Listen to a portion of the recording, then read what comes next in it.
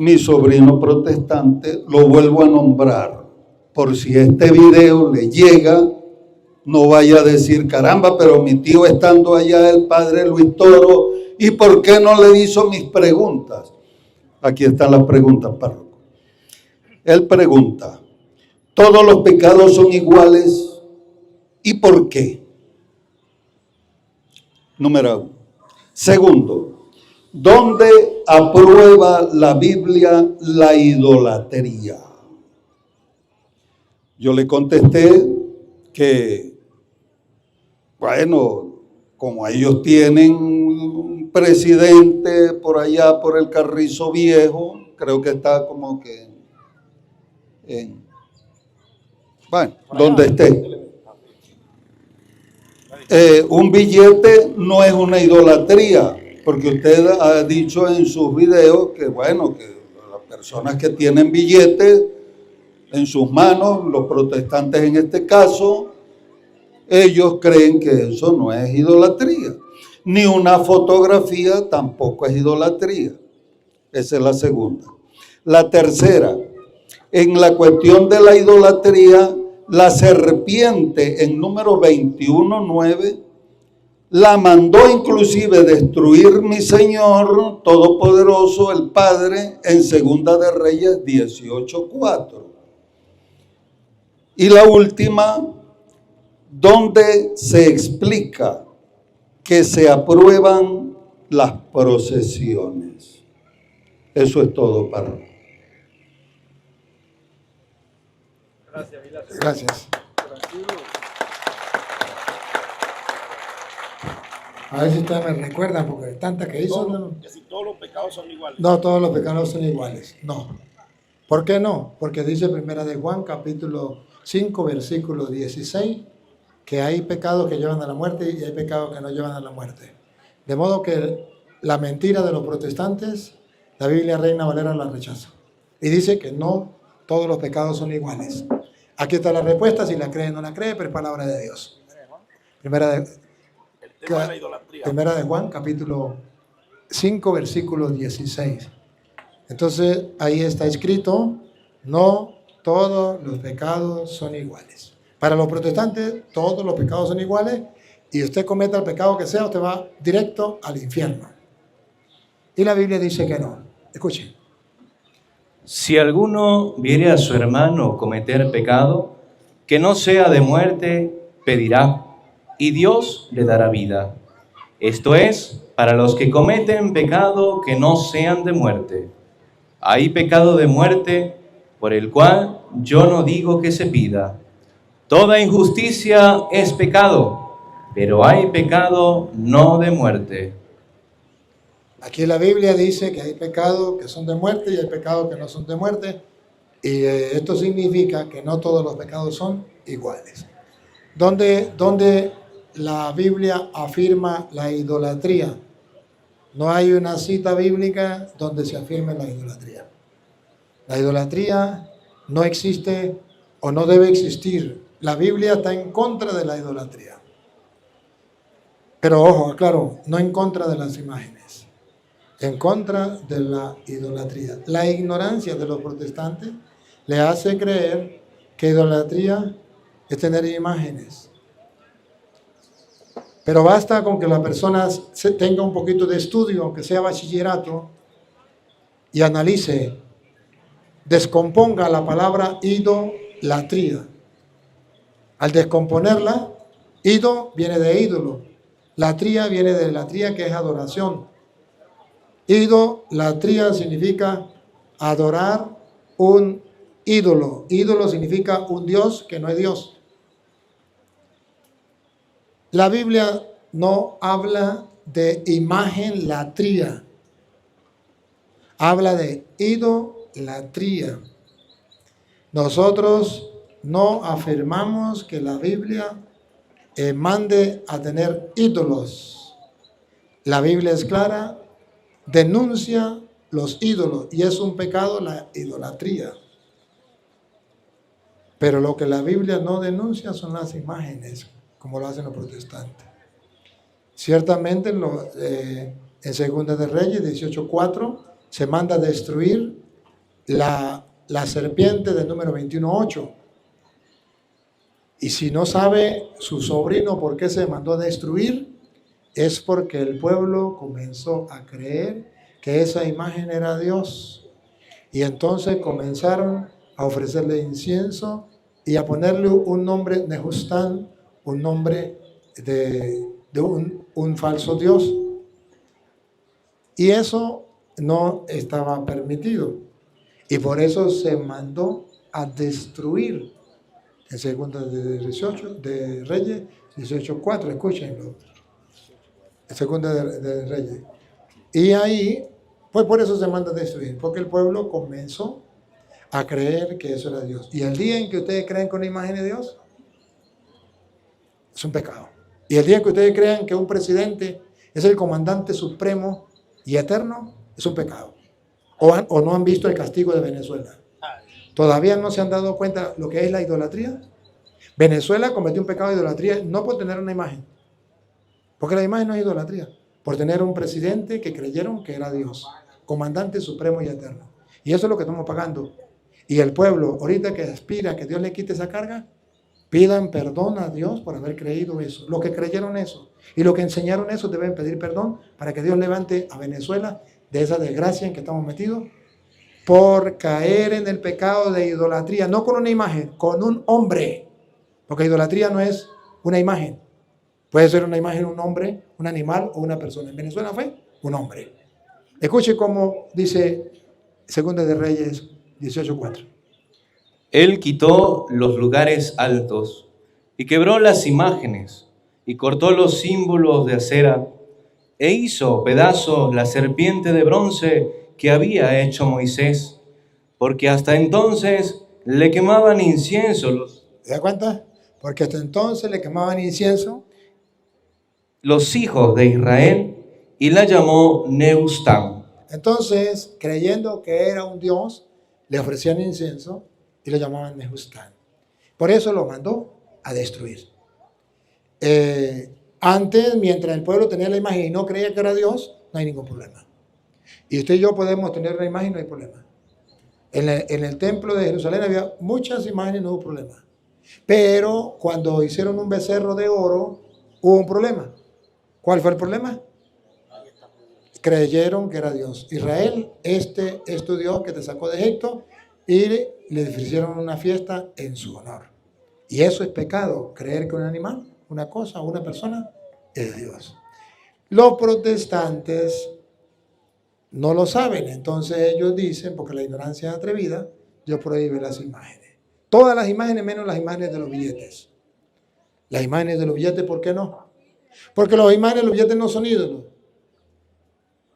Si usted no cree que es Dios, no es ídolo. Si usted cree que Dios es ídolo. Si usted cree que la Virgen María es Dios, es un ídolo. Si usted cree que San José, San Pablo, San Juan, San Pedro es Dios, es un ídolo. Si no cree que Dios, no es un ídolo. ¿Qué es un ídolo cuando usted cree que algo es Dios? Las procesiones, primera de Crónicas 15:15, habla de las procesiones. Primera de Crónicas 15:15, procesiones con una imagen que estaba en el arca de la alianza, llevaba 2 querubines arriba y andaban en procesión. Y los hijos de los levitas trajeron el arca de Dios puesta sobre sus hombros en las barras, como lo había mandado Moisés, conforme a la palabra de Jehová. Asimismo, dijo David a los príncipes de los levitas, que designasen de sus hermanos a cantores con instrumentos de música, con salterios y arpas y címbalos, que resonasen y alzasen la voz de alegría. Ahí está.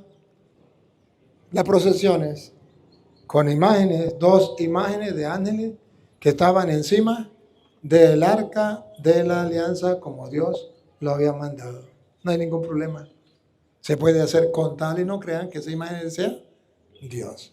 Nosotros lo creemos y está en la Biblia. Ahora, donde diga que eso, tener una imagen es malo, no lo puede comprobar ningún protestante. Donde diga que los ídolos son malos, eso sí. Y eso lo enseña la Iglesia Católica. Y la Iglesia Católica enseña que no solamente creer que algo es Dios es idolatría. Lo enseña San Pablo en Efesios capítulo 5, versículo 5. Dice que el amor al dinero, ese que tienen los pastores evangélicos, también es idolatría. Ahí está la Biblia Reina Valera. Si no está en la Biblia, no me crean. Entonces no habla de imágenes, pero sí habla de que el amor al dinero es idolatría. Efesios 5:5, ahí está escrito. Y en la Biblia Reina Valera, Biblia de los protestantes. Escúchenlo. Porque saben esto, que ningún fornicario, o inmundo, o avaro, Avaro. Avaro significa amante del dinero. Avaro, que es idólatra, los amantes del dinero, ¿qué es? que es idólatra, ¿Por qué los pastores protestantes no le enseñan a los evangélicos que ser amantes del dinero es ser idólatra? ¿No está en la Biblia? Ah, esa cita no le conviene a ellos. Esa cita no le conviene, porque el pastor roba a los feligreses con el cuento del diezmo por amor al dinero, y eso se llama avaricia, y eso es pecado de idolatría, según la Biblia. Y no está en una sola cita. Colosenses capítulo 3, versículo 5. Otra cita, porque me pueden decir, pero aparece en una sola cita. No, hay otra, donde dice que ser avaro es idolatría. Colosenses 3, 5. ¿Por qué no lo enseñan? Se llama cortina de humo, para que la gente no se dé cuenta que los idólatras son ellos por amar el dinero y robar a la gente con el dinero, con los diezmos, sacándole el dinero, para que la gente no se dé cuenta. Entonces le dice, los idólatras son los católicos. Entonces la gente pone la atención en las imágenes y se dejan robar el dinero. Y dice, es que el pastor hay que dar el dinero porque él dice que no se dieron cuenta que en la noticia que hay un pastor que está parcelando el cielo. Por cada $100 que le den, son 100 metros cuadrados en el cielo que él le va a apartar. Está en las redes. ¿Ustedes no lo han escuchado? Infórmense para que vean. Eso se llama amor al dinero, se llama idolatría, según Colosenses, capítulo 3, versículo 5. Bueno, ahí lo pueden buscar. Y si no está en la Biblia, no me crean. Pero ustedes deben saber que sí existe. Había hecho otra pregunta, ¿no? Fundamento bíblico del purgatorio. Alguien pregunta, padre, que si existe el purgatorio y cuál es su fundamento bíblico. El fundamento bíblico del purgatorio está en la Biblia, por ejemplo, en Mateo 5:25, que Jesucristo dice que tenemos que arreglárnosla con el adversario mientras vamos en el camino. No sé que lleguemos al juez, el juez es Dios, y ahí nos meterá a la cárcel hasta que paguemos el último centavo. En términos de abogacía o de abogados, de leyes, eso se llama purgar una condena. Pero se llama purgatorio porque Jesús lo compara con una pena, purga una pena. Escúchenlo. ponte de acuerdo con tu adversario pronto, entre tanto que estás con él en el camino, no sea que el adversario te entregue al juez y el juez al alguacil y seas echado en la cárcel.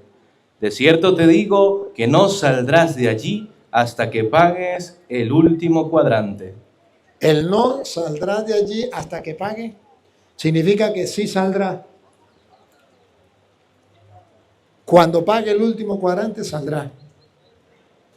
Eso no puede ser el infierno, porque del infierno nadie sale. Tampoco es el cielo, porque el cielo no es una cárcel donde usted va a pagar. ¿Y qué nombre le pondremos? Matar y beber, ¿no? Le pondremos purgatorio, matar y beber, ¿no? Es donde vamos a purgar.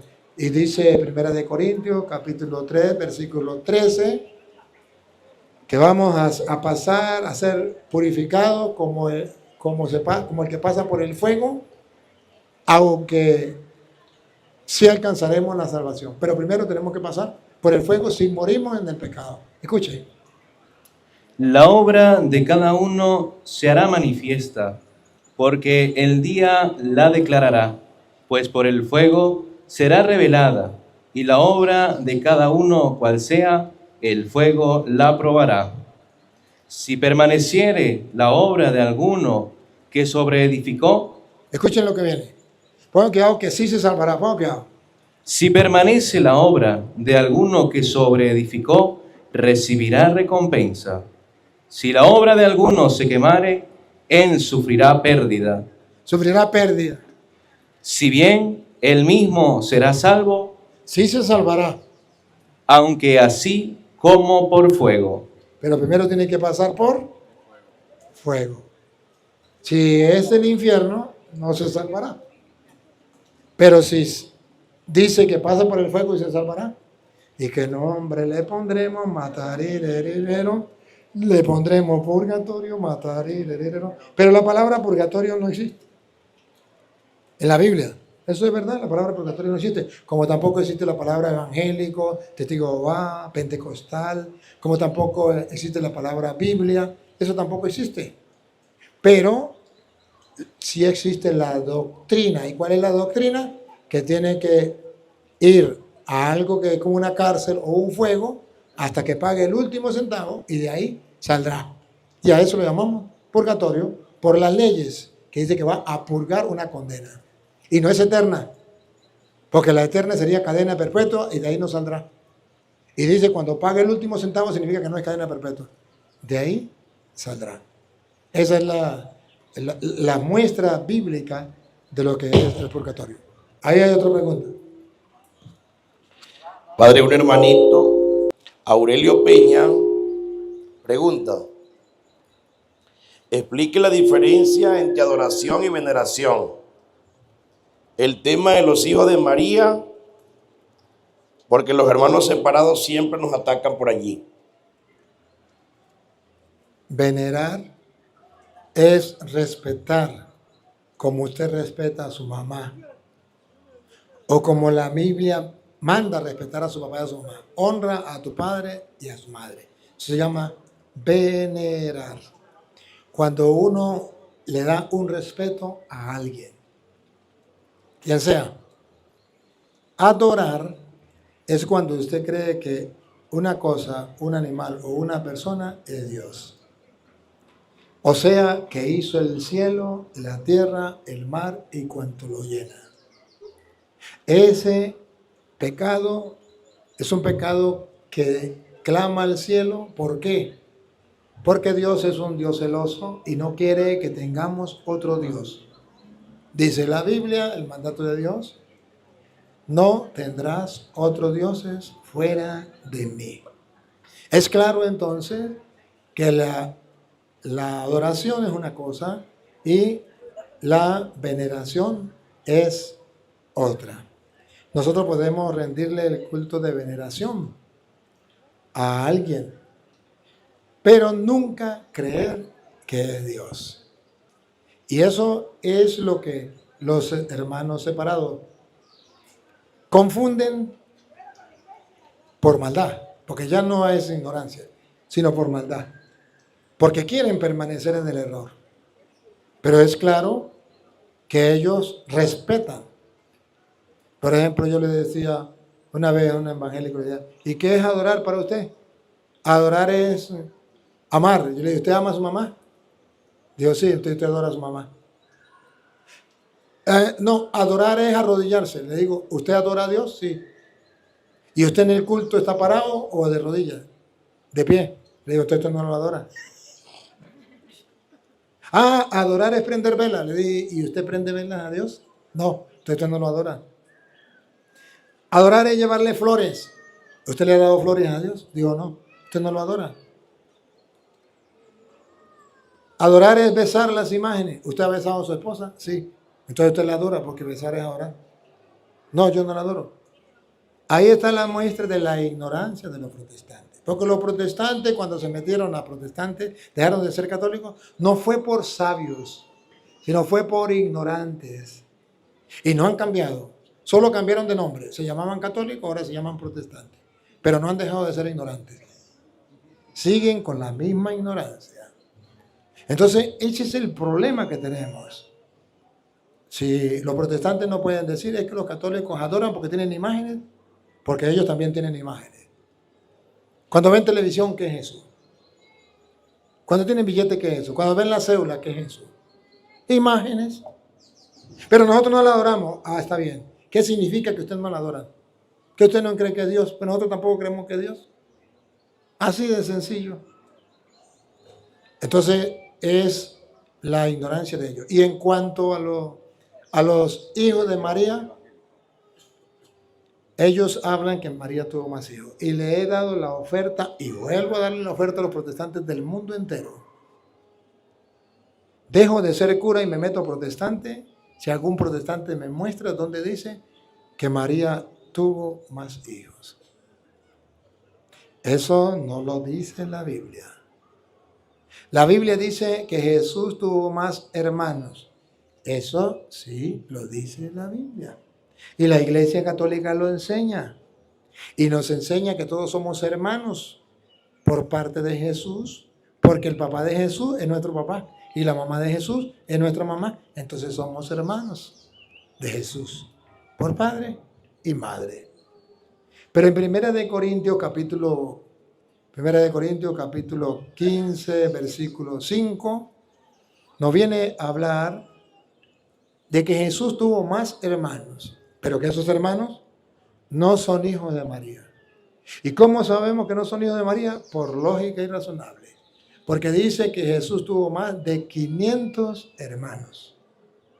Y si Jesús tuvo más de 500 hermanos, que me digan ustedes si una mujer puede parir más de 500 hijos. Ahí pueden ver la ignorancia crónica de los protestantes. Primera de Corintios, capítulo 15, versículo 5. Y que apareció a Cefas y después a los 12. Después apareció a más de 500 hermanos. ¿Se le apareció? ¿A quién? A más de 500 hermanos. Díganme, protestantes que me escuchan en el mundo, ¿esos hermanos de Jesús son hijos de María? Son más de 500.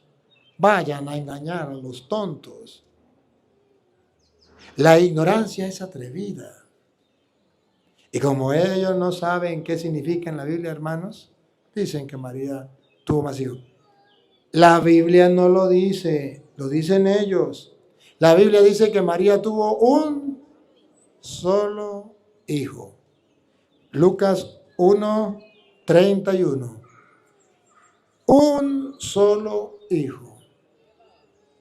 Que ellos digan que tuvo más, que me lo comprueben. Pero aquí dice que tuvo un solo hijo. Escuchen. Y ahora concebirás en tu vientre. Doña Lupa, escuchen. Concebirás en tu vientre. Y darás a luz un hijo. Que me comprueben protestantes donde diga que María dio a luz otro hijo o varios hijos. Yo le muestro que dice la Reina Valera, ¿cuántos hijos? Y darás a luz un hijo. Ahí está Cristo. Que no lo quieran creer, eso es problema de ellos. Pero está claro, muy claro. Solamente que ellos engañan a los tontos. No hay una cita, hermano, no hay una cita donde diga que María tuvo más hijos o estos son los hijos de María. Hay muchas citas donde dice que Jesús tuvo más hermanos, eso sí es verdad. Pero es el mensaje, la buena nueva que Jesús nos trajo, que todos somos hermanos y que todo aquel que escuche la palabra de Dios y la ponga en práctica, ese es mi hermano, mi hermana y mi madre. De Marcos 3:34. Todo el que escuche la palabra de Dios y la ponga en práctica, ese es mi hermano, mi hermana y mi madre. Marcos 3:34. Y mirando a los que estaban sentados alrededor de él, dijo: He aquí mi madre y mis hermanos, porque todo aquel que hace la voluntad de Dios, ese es mi hermano y mi hermana y mi madre. Más claro, imposible. No se trata de comprender, se trata simplemente de creer lo que dice la Biblia. Creamos ya. La Biblia dice eso, yo lo creo. Pero si buscamos fundamento, ¿usted cree que si los protestantes tuvieran fundamento bíblico no estuvieran aquí? Aquí estuvieran. Claro. Pero cuando sabe que alguien le va a demostrar que lo que dicen es mentira, A ver, ¿qué va a hacer un pastor? ¿Qué va a hacer un protestante que yo le saque esa cita? ¿Qué va a hacer? Al menos por internet, hágalo pues, demuéstreme por internet. Como no lo pueden hacer en vivo, hágalo por internet. Mande la cita donde diga, estos son los hijos de María o María tuvo más hijos. Tápeme la boca. Y es en el mundo entero. ¿Cuál es o sea, no entiendo. ¿Por qué si tienen la verdad y tienen la cita, por qué la tienen guardada y no la sacan? Me dijo una vez una evangélica, me dijo, eso está escrito en San Mateo capítulo 50 versículo 5. Y yo le dije, ¿de verdad que está escrito ahí? Estábamos en un debate público delante de la gente, gran cantidad de gente. Me dijo, claro que sí. Y le dije, ¿y qué? ¿Usted juró que yo iba a buscar a Mateo 55? Si Mateo llega hasta 28. No sea ignorante y deje de engañar a la gente. ¿Por qué dice mentira? Y lo juró delante de Dios y delante de la gente. Quiere decir la verdad. Le dije, miren la mentirosa esa. Si Mateo llega hasta el 28, búsquenlo para que vean. Y la gente se reía, se puso a llorar y dijo, usted es muy rústico. Usted me trata muy duro. Le dije, ¿qué quiere? ¿Que le tire flores? ¿Que le aplauda? ¿Engaña a la gente y quiere que yo le aplauda? No, hermanos. Por eso llegó la hora de que el católico estudie, aprenda. Yo le doy un dato, mire. Cuando yo estudié en el seminario, y aquí están los padres también, pueden confirmarlo en el tiempo de ellos. Cuando yo estudié en el seminario, no existía en el seminario un libro, al menos en mi seminario de San Cristóbal, que nos ayudara a despejar estas dudas así con claridad. Que nos lo sirviera así como yo lo sirvo a ustedes con capítulos y versículos, Eso no existía. Y con el deseo nosotros de aprenderlo y nunca lo encontramos. Yo al menos me pasé muchos días en la biblioteca buscándolo y no lo encontré. Y le pregunté a mi maestro y nadie me lo dio. Ahora ustedes tienen la facilidad. Que usted en su casa, no tienen que ir a la universidad, usted en su casa pone el video y ahí agarra la Biblia y comienza a estudiar.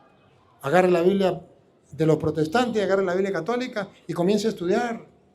Y se da cuenta y usted dice, caramba, mire, aquí está en la Biblia, ¿qué pasa? La universidad llegó a su casa, ¿por qué no estudia? Por pereza, porque no hay otra palabra. Entonces el protestante sabe que los católicos son unos perezosos y le dicen unas cuantas mentiras y se ríen después de los católicos, ¿no? Yo una vez yo no era sacerdote, era seminarista y ya estaba para ordenarme y ya había comenzado a estudiar la Biblia. Y un día sabe que los protestantes se montan en las busetas, en los transportes, a predicar. Y yo estaba montado ahí y se montó un pastor evangélico a decir, salgan de la iglesia católica, es una mentirosa, el Papa no existe, eso es mentira, es invento de los curas. En la Biblia no aparece eso. Y todo el mundo, y eran católicos todos, menos él. Todo el mundo callado. Yo me paré y le dije, apostemos lo que usted quiera. Si usted está muy seguro, apostemos lo que quiera, que sí aparece en la Biblia que Cristo dejó un papa en la iglesia. A ver, aquí están testigos de esta gente. ¿Qué quiere apostar? Dijo, no, la Biblia no se hizo para pelear, no hay que apostar nada, y agarró y se bajó y se fue. Y la gente se reía y decía la gente, cuando hay alguien que sabe, mire, salen corriendo. Así es, eso es verdad. Eso es verdad. Otra preguntita, pues.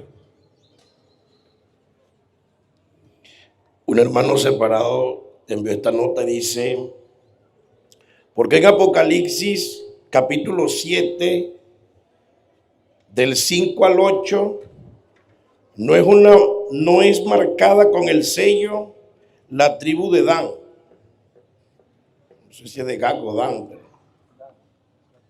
Simplemente para mostrar la Biblia, que no, porque lo mismo que decía Juan Bautista, ¿acaso no puede Dios sacar piedra de las piedras hijos de Abraham? Simplemente para mostrar que aunque sean hijos de Abraham o hijos de Jacob, ¿con eso se van a salvar? No. Eso quiere decir que ustedes y yo, por muy católicos que seamos, pero si no hacemos la voluntad de Dios, lo que Dios manda, tampoco nos vamos a salvar. Que Dios precisamente marca aquel que hace la voluntad de Dios. Y está escrito en Mateo 7:21, no todo el que me diga Señor, Señor, entrará en el reino de los cielos, sino el que haga la voluntad de mi Padre que está en el cielo. Esa es la respuesta. No todos, aunque se digan cristianos, evangélicos, van a entrar al cielo. Otra preguntita, pues. ¿Por qué adorar imágenes? ¿Por qué alumbrar imágenes? Si esas imágenes son de yeso, dice aquí. No hay que adorar las imágenes. Eso se llama calumnia. Y toda calumnia es pecado, porque es mentira. Y los católicos no adoramos las imágenes. Le prendemos vela. Eso sí es verdad. Eso sí es verdad. Pero prender vela es adorar. Entonces pregunto, cuando se va la luz en Venezuela, ¿usted prende una luz? ¿Una vela? Usted está adorando las tinieblas, papito. ¿Sí? Está adorando las tinieblas. Porque prender una vela es adorar.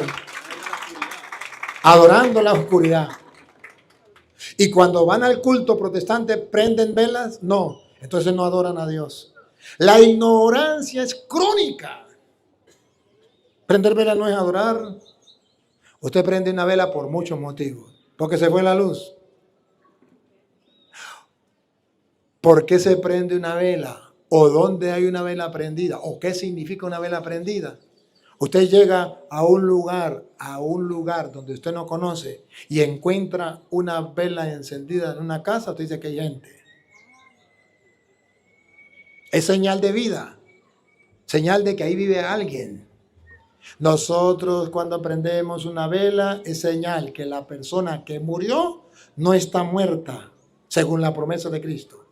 De Juan 11:24 en adelante, el que cree en mí, aunque haya muerto, vivirá. Y el que está vivo y cree en mí, no morirá para siempre. Le dijo a Marta, ¿crees esto? Nosotros lo creemos. Y prendemos una vela ante una imagen para recordar que esa persona, la Virgen María, San Pedro, San Pablo, quien sea, está viva según la promesa de Cristo. El que cree en mí, aunque haya muerto, vivirá. Solamente por eso. Y hay otra enseñanza, que esa persona desgastó la vida por ser luz, como dice Cristo, ustedes son la luz del mundo. Entonces yo enciendo una vela para recordar que esa persona desgastó la vida por Cristo y yo también la quiero desgastar. Solamente por eso. No, que usted la prende porque usted cree que es Dios. Usted me puede insultar, me puede calumniar y puede decirlo, pero nunca lo hacemos por eso. Te puede decir lo que usted quiera y se le respeta. Pero nuestra conciencia sabe que no la aprendemos porque creemos que es Dios. Así de sencillo. Sabemos por qué la aprendemos. Se la aprende a lo mejor porque necesita quemar un nylon. Usted la aprende porque necesita alumbrar. Usted la aprende por cualquier motivo. Y nosotros la aprendemos porque creemos que la persona está viva. Y ellos pueden calumniar y decir lo que les venga en gana. Se les respeta, pero es calumnia. Es pecado.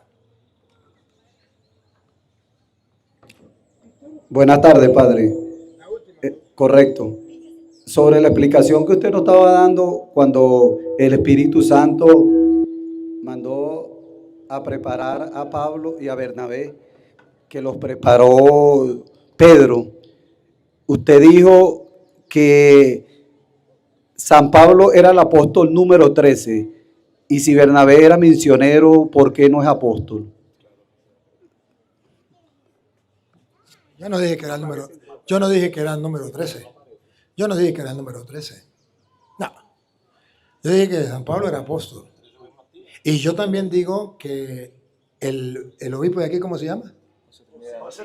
José Trinidad es apóstol. No sé qué número llevaremos, pero también es apóstol.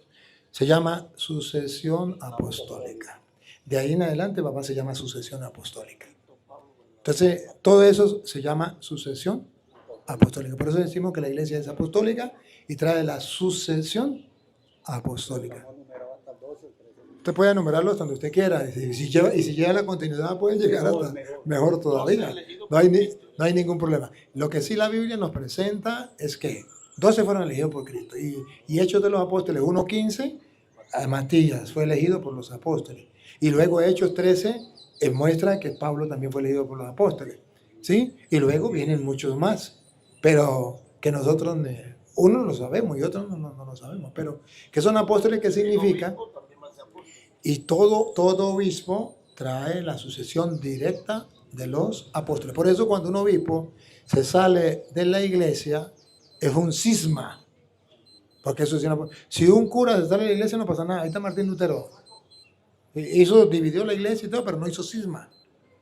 El cisma es cuando es un sucesor de los apóstoles directos, que serían los obispos. Bueno, vamos a terminar porque yo me tengo que ir. Ustedes se quedan, pero yo me tengo que ir. Vamos a agradecerle a Dios por esta oportunidad que nos brinda. En nombre del Padre, del Hijo y del Espíritu Santo. Amén. Amén. Papá Dios, gracias por esta oportunidad que nos ha brindado de compartir tu palabra. Que no seamos sordos a tu voz. Que tu palabra, que es la semilla, crezca y germine para la cosecha de la vida eterna en nuestros corazones. Te pedimos por los hermanos separados para que un día conozcan la verdad y vuelvan a la iglesia y haya un solo rebaño bajo un solo pastor. Y a ti, Dios, que quiere que todos los hombres se salven y lleguen al conocimiento de la verdad, a ti sea la gloria, el honor, el poder, la adoración por los siglos de los siglos. Amén. Voy a darles un consejito antes de la bendición. Se acercan las elecciones. Usted verá por quién vota. Pero le voy a decir un consejo. La corrupción existe. Y si usted vende su voto, usted es partícipe de la corrupción. Vote por lo que usted quiera, pero no sea corrupto. No le venda su conciencia, no le venda su libertad, no le venda su voto a nadie. Y si hay alguien que se llame nadie, a ese tampoco.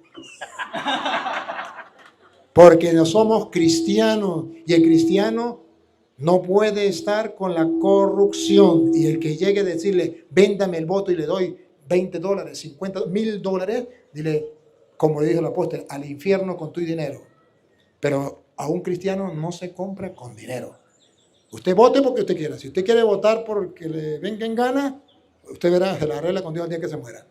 Pero no venda su conciencia. No venda su voto porque usted es persona y no puede, como cristiano, vender eso. Así le ofrezcan el cielo.